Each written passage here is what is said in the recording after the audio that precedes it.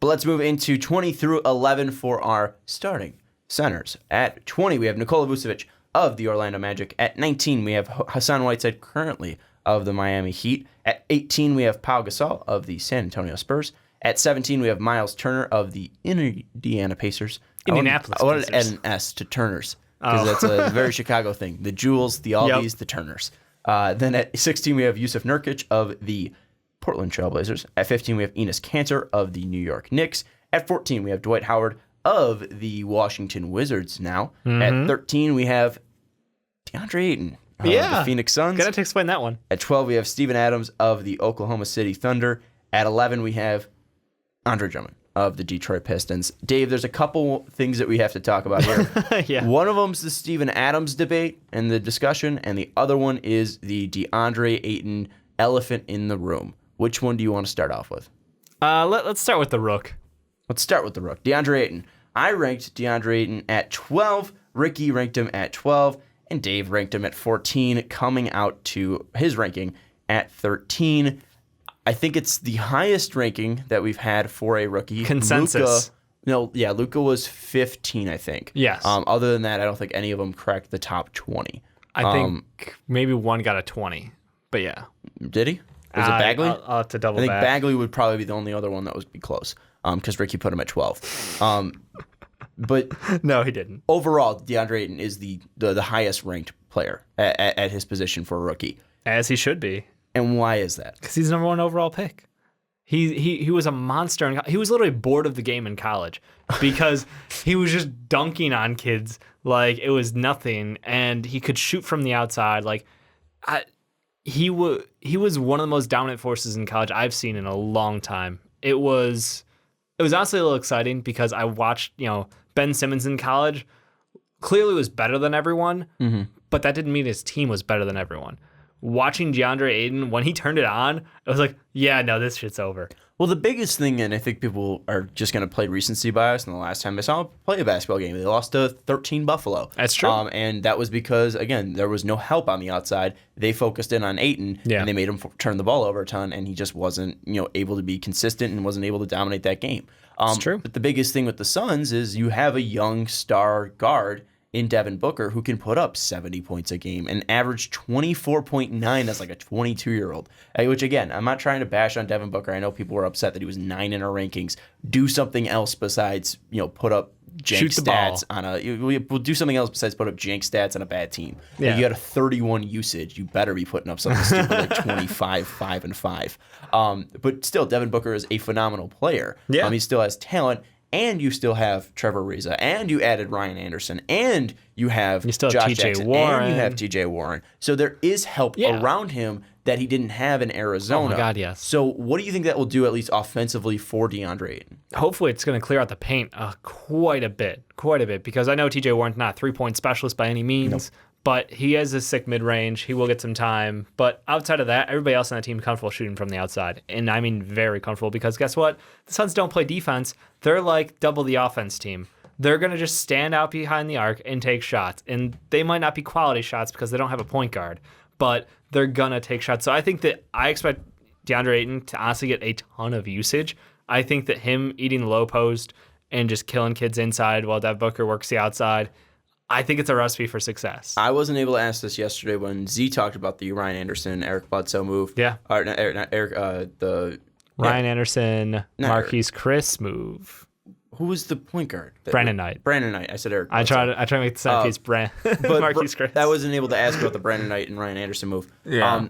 How much do you think that not having a true point guard is going to affect DeAndre Ayton? Quite a bit, because he's not a player who I want to dribble the ball a lot. He's someone who I think you get on the ball, he turns, he shoots. Like, he is a catch and shoot big, and you mentioned it, when people keyed in on him in college, it was when he dribbles the ball, he's prone to making turnovers. His passing vision is not as good as maybe he thinks it is.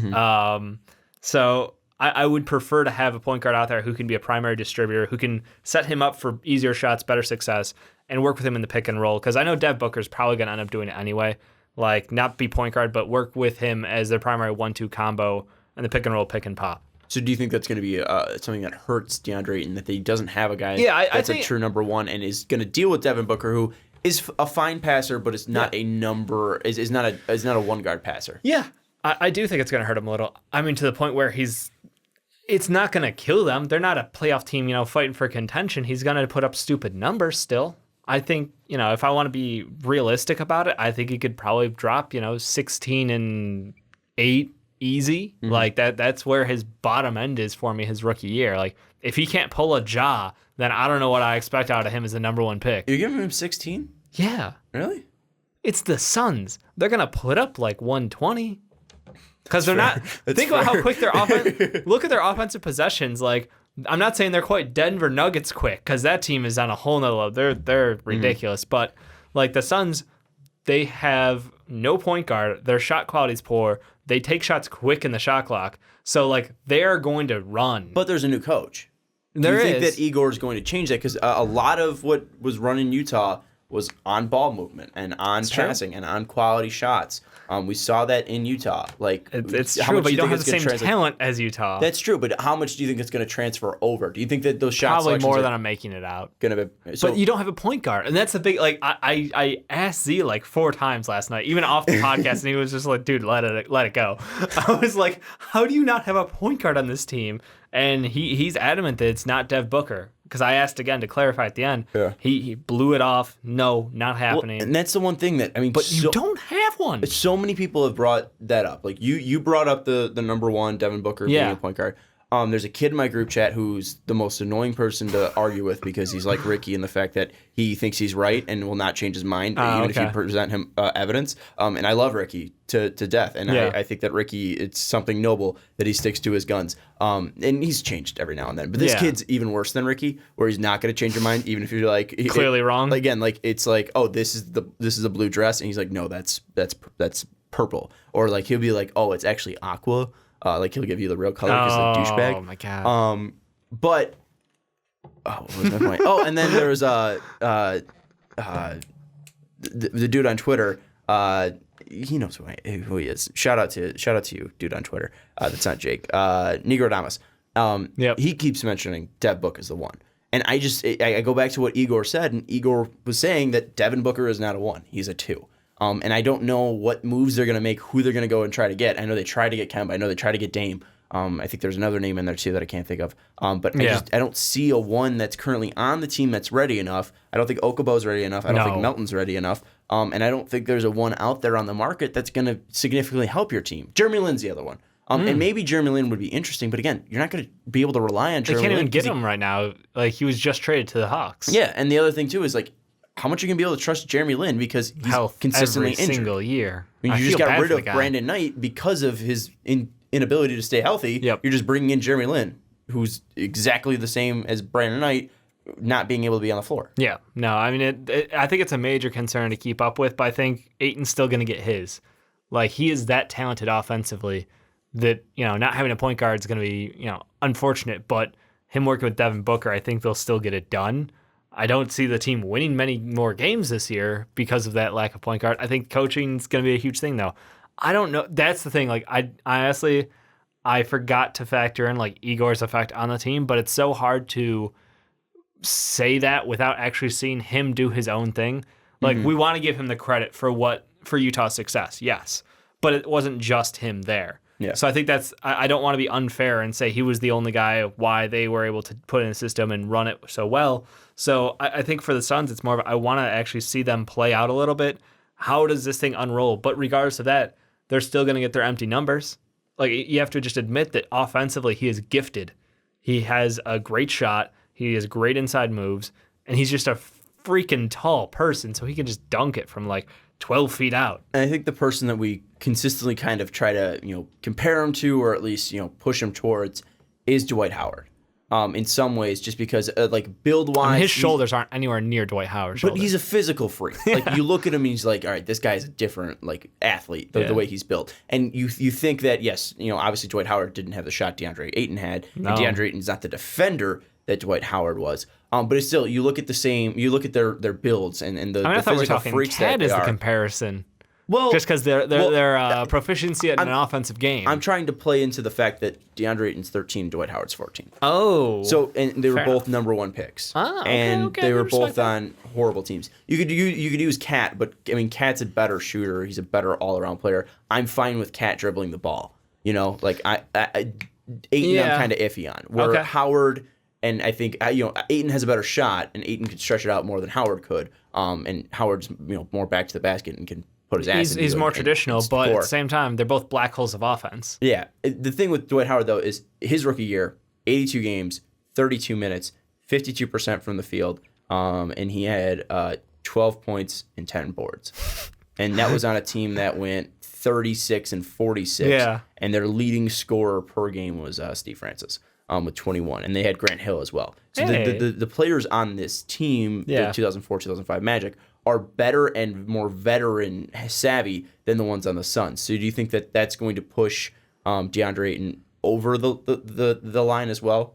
Do you think that's why it's going to be something that he's going to be more towards 18 I think points per game, or 16, I think you said? He is more offensively gifted than Howard, and Howard wasn't a focal point of the team. His rookie year, he was good, yes, but he, as you said, like Steve Francis was the leading scorer. They didn't game plan, feeding Dwight in the low post. That wasn't quite their game plan yet. They hadn't established the 4-out Dwight in and recipe to success yet. So I think with the Suns team, though, I look very clearly as it going Devin Booker, DeAndre Ayton. That's who's getting the ball in that order. And after that, everybody else will get theirs. TJ Warren had great stats last year, but that's because somebody had to put the ball in the bucket. And you knew it wasn't going to be Marquise Chriss. You knew it wasn't going to be Dragon Bender. You knew it wasn't going to be Josh Jackson. And the list goes on because you just don't have all those scores.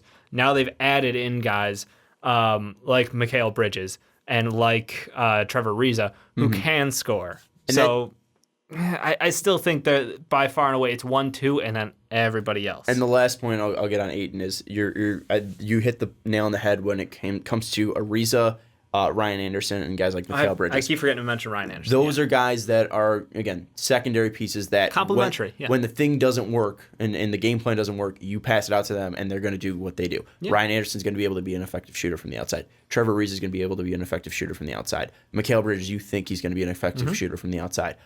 Josh Jackson, hopefully he'll be able to be an effective He's a great shooter from the slasher. outside. Whoever they get for point guard to play the point guard position, hopefully they'll be able to do that as well. The biggest thing I think for Ayton, for the Suns to have team success, is Ayton's ability to pass out. And I think that's going to be something that's going to take a while to develop, but definitely at some point could.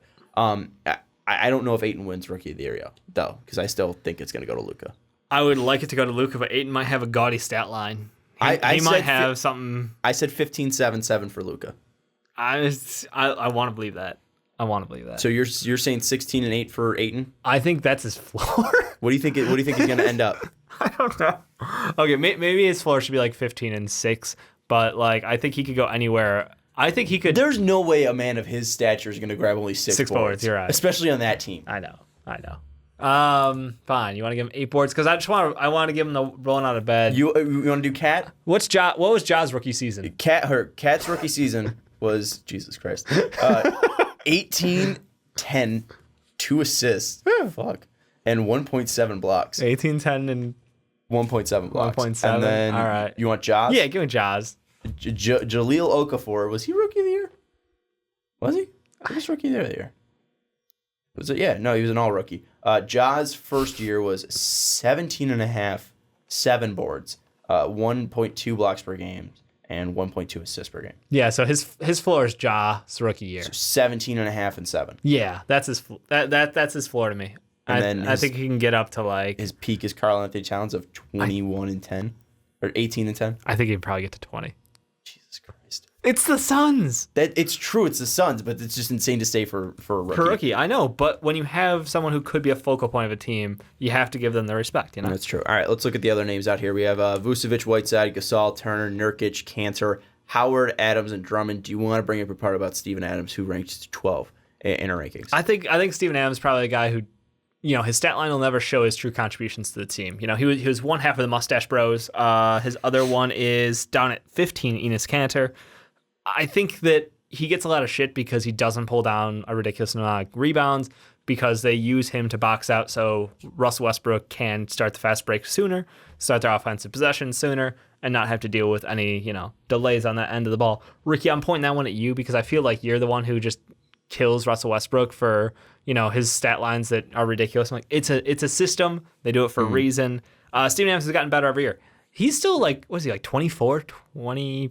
I think he's 24. Steven Adams is older than that. No, I feel like he's still weirdly young. Is he? Yeah. Steven Adams is 25. 25, okay. Just turned it July 20th. Hey, okay. So give me some credit on that one.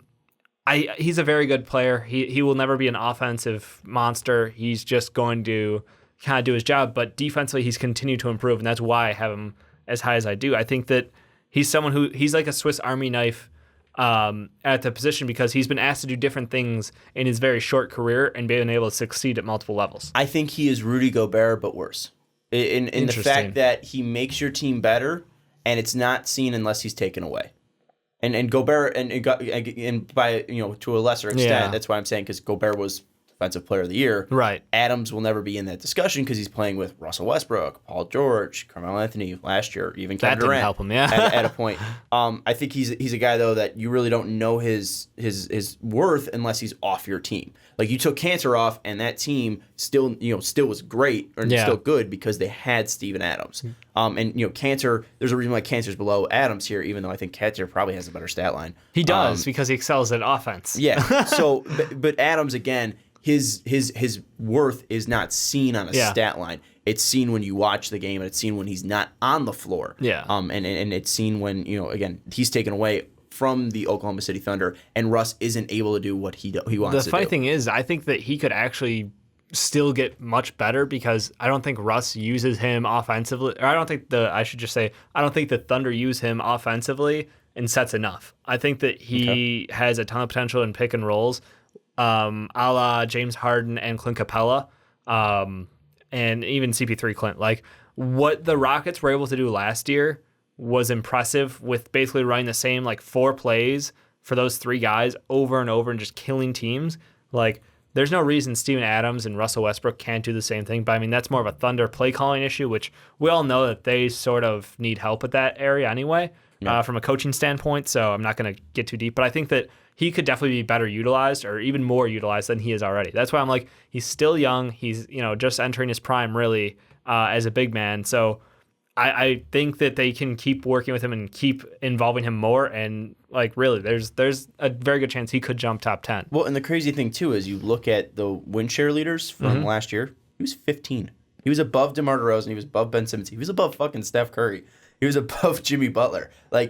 Center's a little, but yeah. But Russ was 10.1 and Steven Adams was 9.7. Yep. And you bring that up centers were a little bit you look at Clint Capella, he was 10.2 at 11. Yeah. Drummond was 10.3. Aldridge was 7, and he was 10.9. Karl-Anthony Towns was 14 win share. And he was 2. Right. So yes, but also I think if you're gonna look at somewhere he does stand out. Steven Adams. If you look at this list, Steven Adams is the guy that probably stands out. Steven Adams and Clint Capella are probably the guys that stand out because they don't have the ball in their hands all the time. They're not guys that are pulling in 15 boards a game. But they're constantly doing the right thing for you, and they're exactly. just massive helps to the team. So yeah, I just give him his respect due because he might not always stand on the stat sheet, but what he's doing for that team makes them a much better team than they would be without him. Mm-hmm. And he's still pulling down 9 boards a game, which is decent, and that's not even 36 minutes too. So yeah, and that's letting Russ take 10 away from him. Yeah. Just think about that. Even then, it's probably more 11 too, because Russ is, whatever. Anyways, yeah. Cantor also is a guy that he's a guy that I think is going to be in the NBA for a while because of his offensive game. He's great, and his online presence has only helped him. I think he's going to be a guy that ages a little bit more gracefully than Brook Lopez as well. Because Brook is a little bit more soft, where Cantor's going to punch you in the face. Yeah, and Cantor's quicker too, and there's no denying that. Brooks' offensive game was great, but Brook was fairly quick when he was younger. When he was younger, he was a little bit quicker. Him and Rolo, just okay. They're the 2 biggest awkward dudes. I'm not saying he was. They're fast. not Boban slow, but they're not quick guys.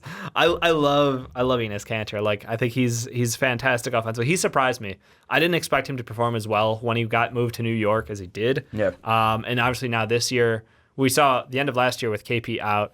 When we're gonna watch him again this year, being probably a second or third guy in that offense, but again, continue to be able to put up consistent points for them every night. And he's a guy who you can just be like, yeah, Cantor scored 20 again. Like, all right, yeah, sounds normal. Mm-hmm. Like, you don't even blink at his numbers anymore because he just gets his points, he gets his boards, but he's never going to be the guy who you're like, he needs to play 36 minutes for us in order for us to win. I'm like, that's not him. Yeah, Cantor really kind of started taking over when Porzingis was hurt. Yeah. And he was hurt on the 6th of February. In the 20 games after, including the 6th of February, in those games, 14.3 points per game, 12.4 boards per game, 1.4 steals per game. That's shooting at 55% and 81% from the line. Yeah, I mean that's money. When you're a great free throw shooter as a center, I think that's one of the best things because you always go back to the Shaq stories of, if he was just a little bit better free throw shooter, he would have been the all-time like scoring leader. And it's not even like close. Yeah, it's just so many hack of Shaqs. Final things is kind of just the guys that we didn't talk about. We didn't really talk about Andre Drummond. I want to mention the fact that him with Blake is still something that needs to be fleshed out, but he was stupid good. He learned to pass out of the post, which was awesome. Unfortunately, he's passing people like Stan John who can't shoot. Yes, and the thing too that impressed me with Drummond is we talked about like rebounding numbers not being impressive and rebounding kind of being a lost art. Yeah. Drummond is keeping it alive because this guy can just go up, grab it, and like he is the essence of if you're big enough, you can grab a board. Yep. He doesn't need to box out people. He still boxes out extremely well. Yeah. And he just goes up, and any ball that's loose is his. And it's something that when you post, 17.2 rebounds per game with a guy like Blake Griffin on your team, like that's something that's fucking impressive. Yeah, absolutely. And Blake's a guy that when he came over, he was averaging 6.2 assists per game. And now with Dwayne Casey and hopefully, an older Luke Kennard and maybe a more mature and healthy Reggie Jackson, maybe the Pistons They're an interesting team. With Drummond could be something that, flips the switch because I think Drummond is a guy that is a top 10 center. I had him at 8. You had him at 11. Ricky had him at 14. Understandable in any rights because I don't think he's a guy that can be like a Karl-Anthony Towns that can dominate an offense night in and night out because his offensive game is extremely limited. But again, he's a guy that excels at one thing and that's rebounding, and he's probably the best rebound. No, he might be the best rebounder. He's probably the best rebounder in the league. And it's I don't really know who else is near him. Maybe DeAndre. Yeah, DeAndre would probably be right after him. But like, I'll even take then, Drummond because he's younger, quicker, and faster. Exactly. So, you say younger, quicker, faster. I'm going the opposite. I'm going Paul Gasol is the guy I want to give a shout out to. The man's like going to turn 40, and yet he was the Spurs assist leader. He's still dropping shots from the outside at an incredibly high rate.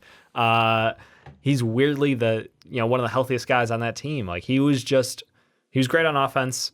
Yes, he's slow on defense, but he's still a good rim protector.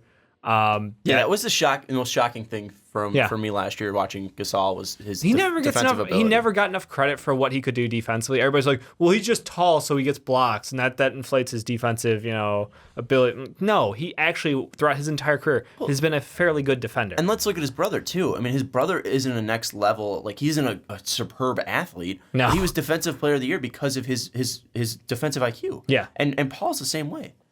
So I mean that's something that when you're that old, you need to be a smart basketball player, and that's something one that of the smartest. We look back at Tim Duncan's last year. He was not a guy that could run up and down the court. He was not a guy that like Dirk now wasn't able to play over 20 minutes per game efficiently. But that was one of Tim Duncan's like best defensive seasons when it comes to protecting the rim because that's what they focused him on. Yeah. And he was such a smart player. He knew how to position his body, get block shots, and not hurt his team. So I think that's something that Pop does really well is if you're a smart player, he's going to be able to use you. Yeah. And Gasol is the essence of that because Gasol probably should have been out of the league by now. And really going to Pop has kept him not only starting in the league, but also in the top 20 of our rankings. Yeah, I mean, he's flourished in the Spurs system. The trailing three is like, I swear to God, he is like the guy for the trailing three. It's like, when I looked at the 3-point percentage, like, how high is he shooting? Like, wait, are you saying the 3-point leader for the percentage-wise was Paul Gasol? What? In what world? Hassan Whiteside is he Heat at the end of the season? No, he done pissed off Pat Riley. Like, that's just not gonna stay. He's not staying. He was a great defender for a couple of years, amazing glass defender. But like he's just not a good fit anymore. Shout out Whiteside and Brook Lopez, who fell 13 spots from last year. Miles Turner, what's the consensus on him? He ain't got better.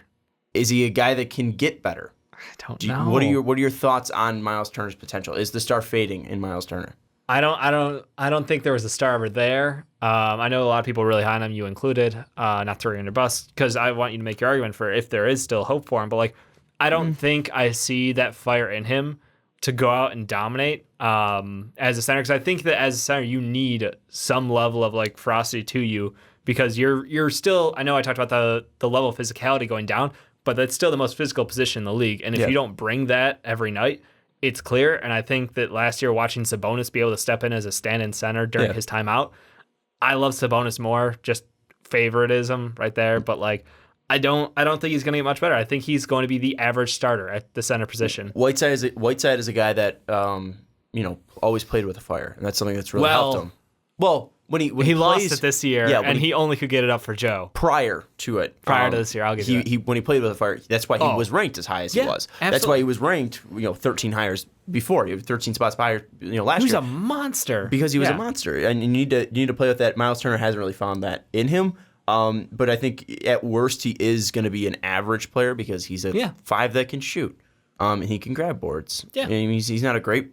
He's not a great rebounder. He's not a great rim protector, but he's fine. Right. I think he's probably the modern version of the guys that we talked about lower. Like, he's probably like a modern version of a Tristan Thompson, and the fact that like those guys fit the old centers, and I think they're average at that, and that's why they're ranked low, is because they don't do anything besides rim protection, rebound. Where Miles Turner is kind of the modern average version of a center today, where he can shoot, stretch the floor a little bit, kind of guard multiple positions. He's athletic, but he doesn't have that fire to really put him over the top. Right. Vucevic, do we care? No, he's on the Magic. Or no, he's not on the Magic, right? He's on the Magic still. Vucevic is still on the Magic. Still for now. He's a guy that Do you think he will keep on the Magic? I don't know. He's got a bad contract. I don't even know if he's going to be the starter, because they have Bamba. And Bamba's not ready to start, but I love Bamba. But like, I want to see him start. I think most Magic fans want to see Bamba start. They want to see the big lineup. Yeah, they want to see these guys play, and Vucevic is just holding him back. Bamba, Isaac Gordon, baby. That's the future. Vucevic is literally just like, he's good enough to not lose his starting job. He's good on offense. Also stood slow as hell. He shouldn't have his job. Really. Like there's more exciting options out there, but he's good enough to keep a job. Yusuf Nurkic, he was huge when he came over in the trade deadline from the Nuggets the year before. Did you see that same effect this year? And if not, what needs to change?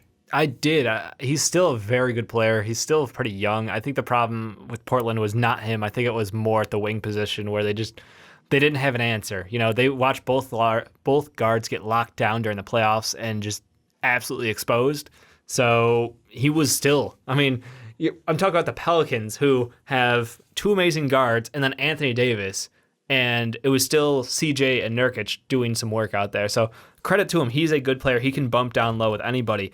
But again, this is the bracket where, as a center, you're not the focal point of a system. You're not good enough to be that range. You got 2 guards out there who definitely deserve the shots. I'm not saying they don't, but these guys just don't deserve it. And the final player we're going to talk about is Dwight Howard, a guy who I've consistently called overrated on this podcast. And in these rankings, in 2016, you and Ricky both had him ranked as 5. I had him ranked at 7. 2017, you had him ranked at 14. I had him ranked at 16.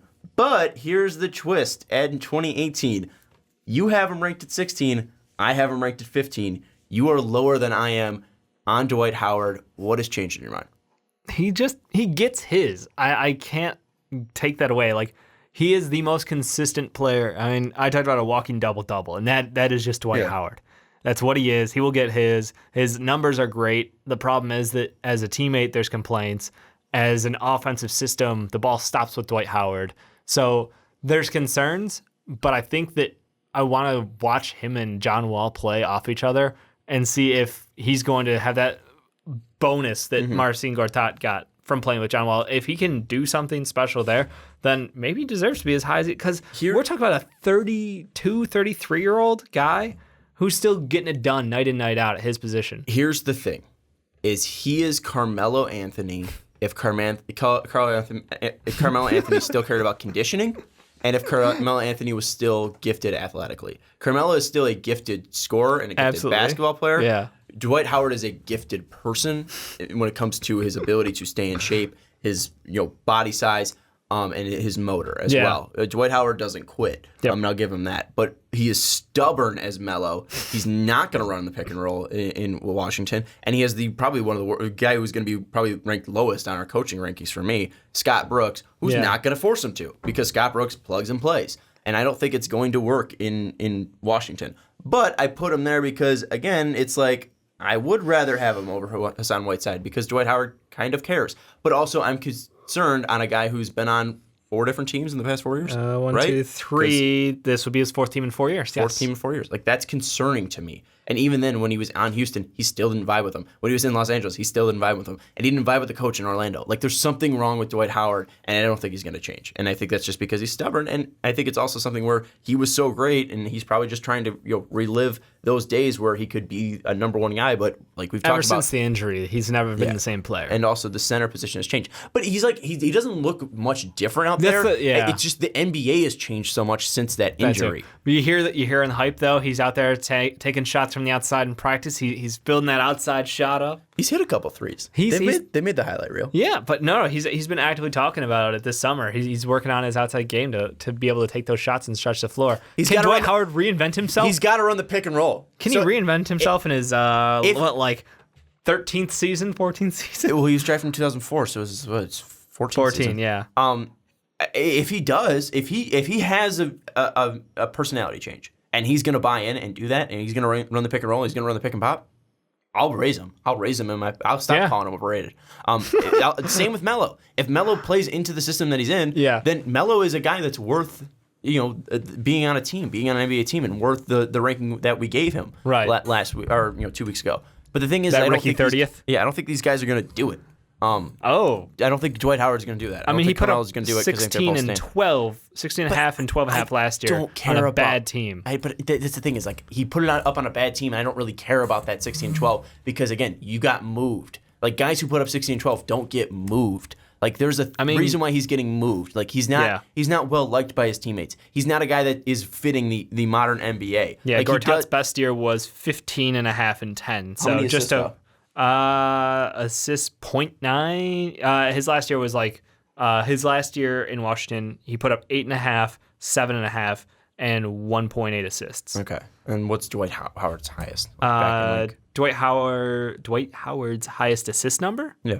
Per game. Like 1.3, 1.9. 1.9 was way back though. That was his last year in Orlando. Okay.